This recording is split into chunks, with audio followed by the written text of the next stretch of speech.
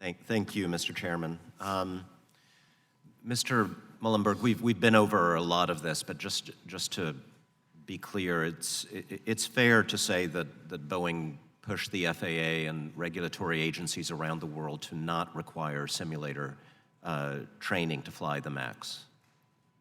Congressman, our design objective was level B training. Understood.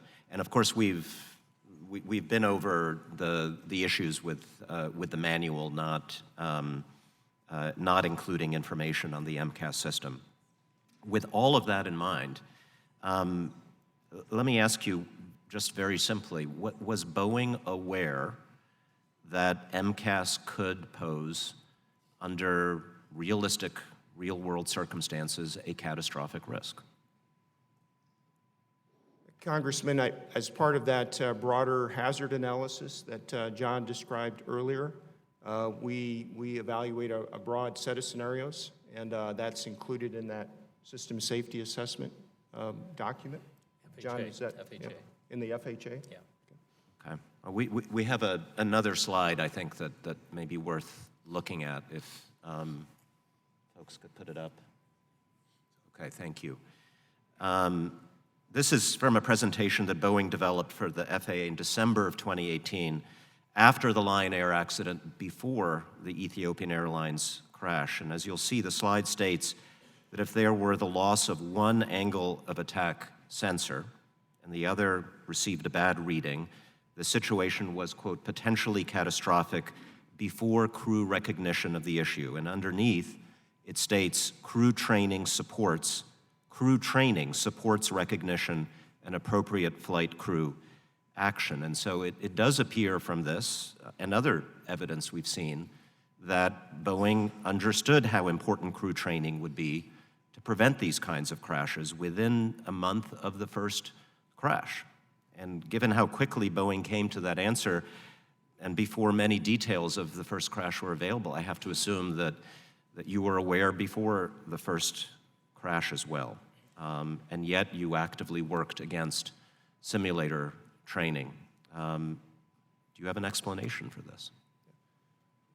Congressman, I'll try to answer that. And I don't, John, if you want to jump in on that one? So the training that they would recognize on this is that when you transition from an NG to a MAX, you do simulator training in the original NG training, and that same basic training would apply here. If you are new to the MAX, there would be simulator training that would be required as part of that, and so that's how that item got addressed.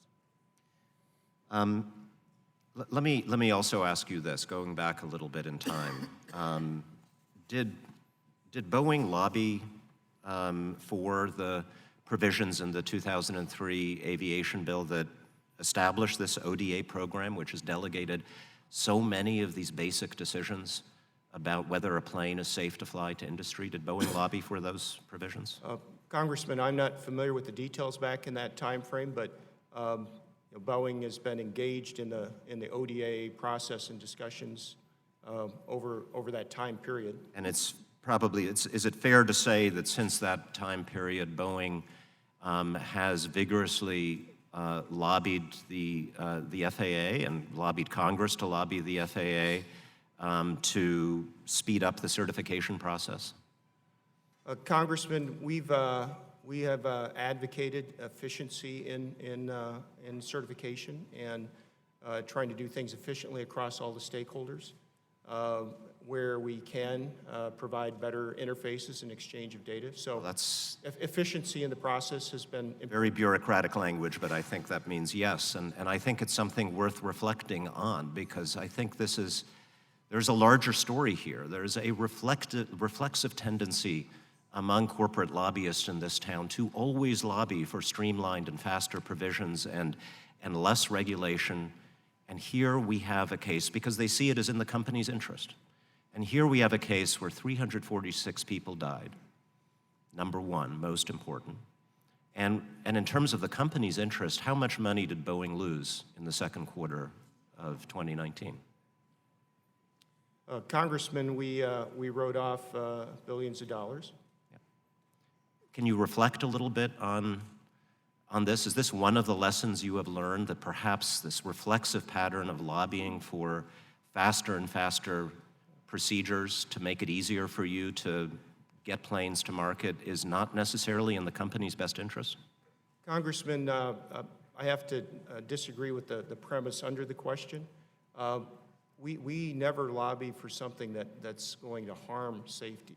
If there are places where we can gain efficiency, the idea is to always enhance the safety of the regulatory system. That is our intent. We have no desire to reduce safety. Our business model is about safe airplanes, and that is the only sustainable approach.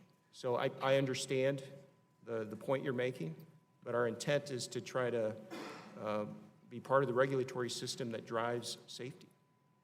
I yield back. Thank you, gentlemen.